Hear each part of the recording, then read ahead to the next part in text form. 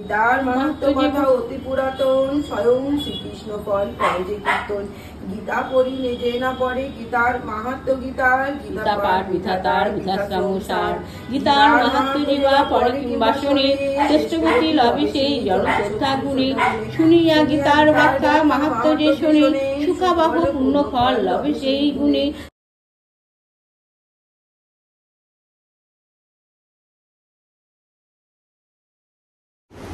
High friends, good morning. আপনারা সবাই কেমন আছেন? আশা করি সবাই ভালো আছেন। Welcome to my channel kitchen of Chandni, আর ওয়েলকাম আপনাদের আরও একটা নতুন ব্লগে। সকাল থেকে কী করছেন আপনাদের সবই শেয়ার করেছি। গ্যাস আজকেও দেবে না বললো, গ্যাসে বসে ফোন করলো, বলে আজকে বন্ধ আছে, আজকে দেবে না, আগামী দিন দেবে। তো সেই কারণে আমি ওই আমাদের যে বাড়িতে থাকে, আমাদের কেয়ারটেকার ঠিক নয়, দাদার মতোই থাকে, মানে সব দেখে দেখে রাখে, ওনাকে ফোন করলাম। তো উনি একজনকে ফোন করলো, তো ওনার ফোনে গ্যাসটা আমাকে দিয়ে যাবে। তো ভালোই হলো, এটা একটা পজিটিভ দিক। আর একটা পজিটিভ দিক হচ্ছে আজকে একটা জায়গায় যাওয়ার কথা আছে, বাট জানি না যে আসলে বলেই দিই, মাকে নিয়ে কোনোদিনও না সেরকমভাবে হল টলে সিনেমা দেখেনি। আসলে মায়ের অনেক বড় ফ্যামিলি ছিল, মানে আমাদের ফ্যামিলিটা অনেক বড় ছিল, সেভাবে মানে বাবাকে নিয়ে, বাবা ঘুরতে নিয়ে গেছে অনেক জায়গায় মাকে, বাট সেভাবে মা কিছুই জানে না। আর আমার মা খুবই নরম প্রকৃতির, খুবই অন্যরকম, মানে এখনকার দিনের মতো নয়, মানে আস্তে ধীরে সবসময় ঠাকুর নিয়েই থাকে, এরকমই, মানে একটু টোটালি অন্যরকম।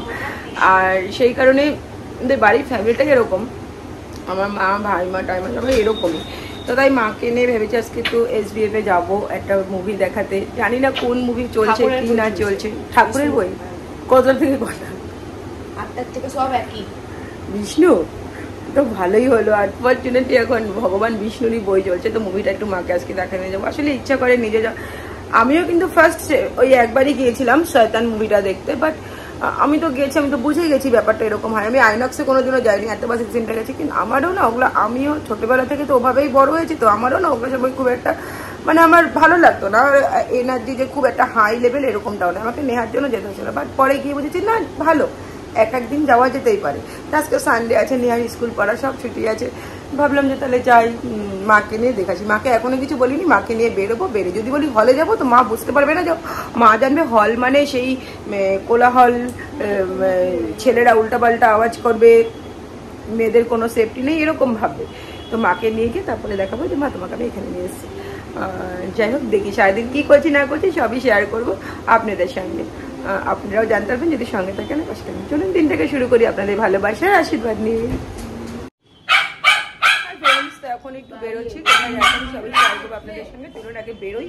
মাকে বললাম ভাত বসাও, এখন ও গ্যাস দিয়ে বললো গ্যাস এখনই চলে আসবে।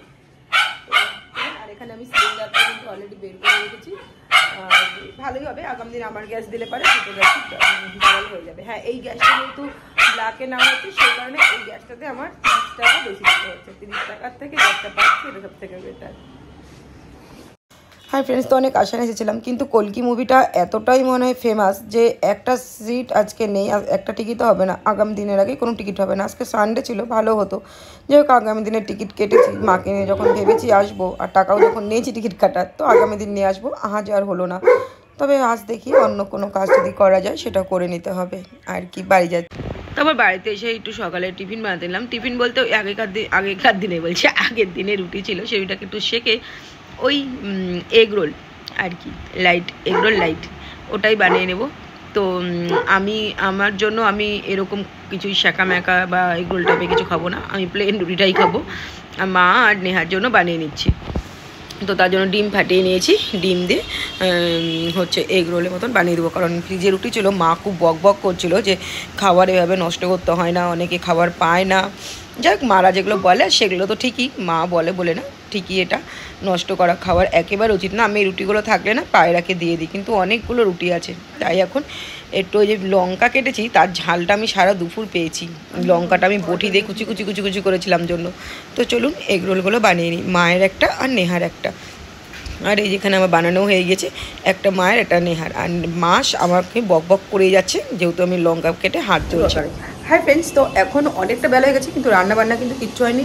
আর বিছানার চাদরটাও আমি হাতে নিয়ে ঘুরছি, এই যে এই চাদরটা পাল্টে নেব। আর এই যে জেমস গতকাল মেলা থেকে এনেছি চকলেটের মধ্যে, আমি জেমস চকলেটটা না খেতে খুব ভালোবাসি, আর জেমস আমার খুব ভালো লাগে ছোটোবেলা থেকেই। আর হচ্ছে কিটক্যাটটা ভালো লাগে, বাট ওই ডেয়ারি মিল্ক, মিল্কি বার এগুলো ভালো লাগে। মিল্কি বারটা আবার ভালো লাগে, বাট খাই না সেভাবে।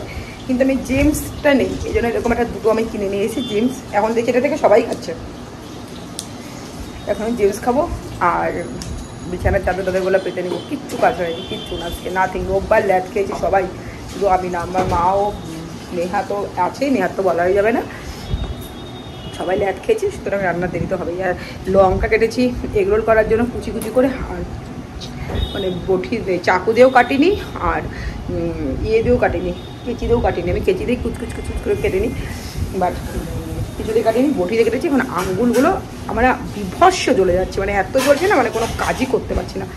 মা মাছটা ভেজে দিচ্ছে আর আমি বললাম তাহলে আমি ঘরটা পরিষ্কার করে বেরিয়ে যাই।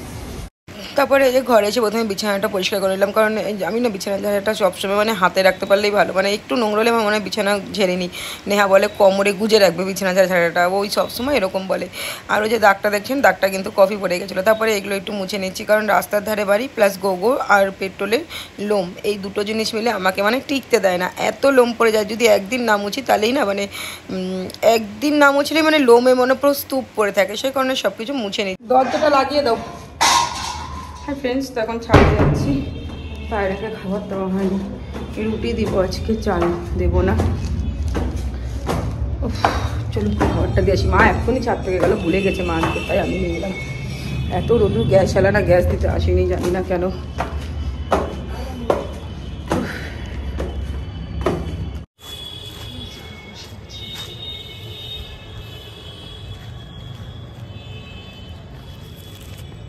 হ্যাঁ ফ্রেন্ডস, তো রান্নাবান্না কমপ্লিট হয়ে গেছে, এখন খেতে বসবো। গ্যাসও চলে এসছে, গ্যাস দিয়ে গেলো কিছুক্ষণ আগে, গ্যাসের অপেক্ষায় বসে থাকলে পরে খাওয়া দাওয়া কিছুই আজকে হতো না। আর সত্যি ইন্ডাকশনে আমি রান্না করতে আমার ভালো লাগে না, আমার মা তো পারেই না, আমারও ভালো লাগে না, ওই জন্য আর কোনো কিছুই রান্না করতে পারলাম না। জাস্ট মাছের ঝোল, শাক আর ভাত, আর কিচ্ছু রান্না করতে পারি। তবে রাতের বেলা দেখি কিছু করা যায় নাকি। এই যে মাছের ঝোল এরকম ঘেটে খাওয়া হয়ে গিয়েছে, আর এটা হচ্ছে শাক ভাজা। হাই ফ্রেন্ডস, ছোটো লিপস্টিক, চোখে কাজল, না বাইরে কোথাও যায়নি, রিলস বানাচ্ছিলাম, প্রচণ্ড বৃষ্টি চলে এলো, তারপর চলে এলাম নিচে। তারপরে এসে সন্ধ্যা দিলাম। মা আজকে ঠাকুর ঘরে ঢোকেনি, মা বললো তুই সন্ধ্যেটা দিয়ে দে, মা সিরিয়াল দেখছে, সন্ধ্যেটা আমি দিয়ে দিলাম।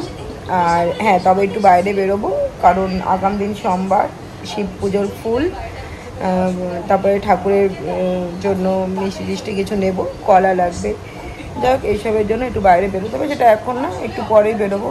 আর রাতে রুটি খাবো, রাতে আর ভাত হয়তো খাবো না, ভাত খাবো না, রুটি খাবো। তো এই জন্য বাইরে বেরোতে হবে। একটু ইচ্ছা ছিল ঘুরতে যাওয়ার, বাট হবে না, কারণ প্রচণ্ড বৃষ্টি হচ্ছে। এখন জানি না কমেছে কি না, তখন তো কিছুক্ষণ আগে তো খুবই বৃষ্টি হচ্ছিলো, বিকালের দিকেও খুব বৃষ্টি হচ্ছিলো, তো এই কারণে বাইরে আর বেরোয়নি। আর এই কারণে টোটাল লিপস্টিক আর চোখে কাজল, বিকজ রিলস বানাচ্ছিলাম, যেটা এখনই আপলোড করে দিয়েছি, একটা করে দিয়েছি, আর একটা করবো কিনা, আরগুলো করবো কিনা ভাবছি।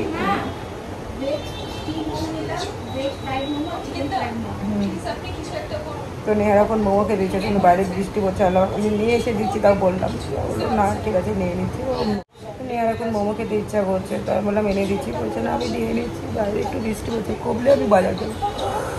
ও ঘুম একদমই পাইনি, ঘুম টুম কিছু পাইনি, বাট এখন ভিডিও পাবলিশ করবো, চলুন ভিডিও পাবলিশ করবো। ফ্রেন্ডস, তো কোনো মতেই বেরোনো যাবে না, প্রচুর বৃষ্টি হচ্ছে, আর এত বৃষ্টির মধ্যে বেরোনো সম্ভব না, পসিবলই না। তো যাই হোক, আমি এখন রান্না করবো, নেহা চিকেন খাবে বললো, তো সে কারণে নেহাকে চিকেন বানিয়ে দেবো, মাছের ঝোল টোল ওরকমই থেকে যাবে, তো ভাত বসাবো আর চিকেন করবো। আর এখন আমি সব মাংসের রসুন পেঁয়াজ আদা কেটে নিচ্ছি। মা মুরগির মাংস খায় না, আমি মাকে একসময় বারণ করেছিলাম, তো মা তখন থেকেই বাদ দিয়েছিল। মাকে বলেছিলাম তুমি গোপালের পুজো করো, তো মুরগির মাংসটা তুমি খেও না, তুমি তো মা, তুমি খেও না, তুমি না খেলে পারি আমাদের মঙ্গল হবে। তো মা সেই থেকে না মুরগির মাংস আর খায় না, আর রান্নাবান্নাও করে না। তো আমি করে নিচ্ছি, যেটা যে খায় না বা করে না তাকে দিয়ে সেটা করানোর মতন মানসিকতা বা ইচ্ছা কোনোটাই আমার নেই। তো চলুন সব কিছু রেডি করে নিই। তারপরে এখন মশলাটাও বেটে নিচ্ছি, কারণ কারেন্ট নেই, তো সেই কারণে রান্নার অনেকটাই দেরি হয়ে যাবে। আর আমার এই বড় পাটা আছে কিন্তু আমার, বাট আমি এই ছোটো পাটাটাতে একটু বেটে নিয়েছি, জোরে জোরে করে বাচ্ছি যাতে তাড়াতাড়ি করে মিহি হয়ে যায়। তো চলুন মশলাটা রেডি করে নিই।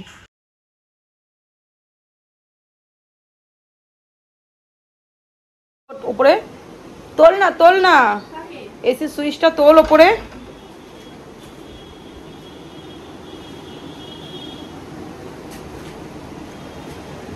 হাই ফ্রেন্ডস, তো রান্না করে এলাম। আর দুপুরবেলায় রান্না করার সময় ছিল না গ্যাস, অত কষ্ট করে রান্না করেছি। রাতের বেলায় রান্না করার সময় একটু বৃষ্টির জন্য চলে গেল কারেন্ট।